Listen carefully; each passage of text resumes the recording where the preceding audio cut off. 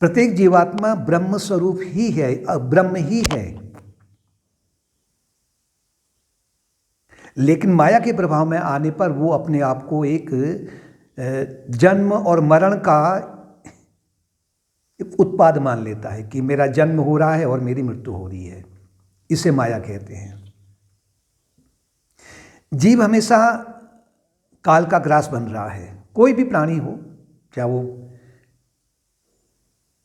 वनस्पति हो या जीव हो, जंतु हो, फिर भी प्रत्येक व्यक्ति का प्रयास यही रहता है कि जैसे कि कभी उसकी मृत्यु ना हो, निरंतर अपने आप को बचाने के प्रयास में रहता है। इसे माया कहते हैं। अनेक प्रकार के जो कॉस्मेटिक्स आए हुए हैं आज मार्केट में, या जो साधन आए हुए हैं, उन साधनों का एक ही लक्ष्य रहता है कि मेरी मृत्यु कभी ना हो और मेरा शरीर कभी भी कुरूप ना हो। ये माया है। मनुष्य का शरीर, उसके अंग यानी तीनों शरीर में विद्यमान जो इंद्रियां हैं, मन है, प्राण है, बुद्धि है, अहंकार है, इनमें निरंतर परिवर्तन हो रहा है। ये एक क्षण के लिए भी स्थायी नहीं है। और मृत्यु के बाद में भी शरीर जिससे शरीर बना हुआ है पंच तत्वों से, वो पंच तत्वों में भी परिवर्तन होकर के वो प्रकृति में मिल जाते हैं। फिर भी मनुष्य ये कह रहा है कि यही शरीर ही सत्य है, वास्तविकता यही है और यही शरीर सुख का साधन है। ये माया है। ये जो दृश्यमान जगत है,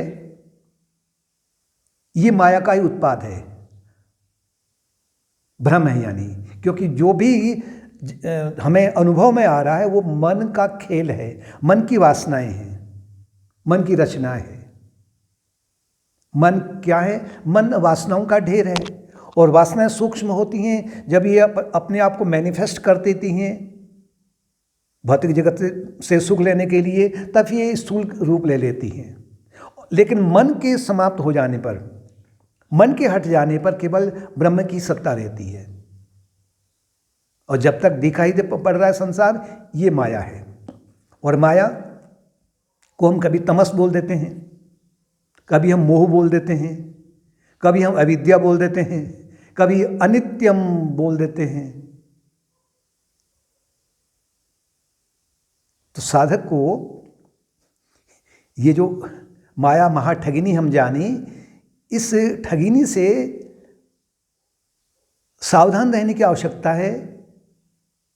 और वो सावधानी हमें केवल वेदांत की शिक्षा से ही प्राप्त हो सकती है, विचार से ही प्राप्त हो सकती है।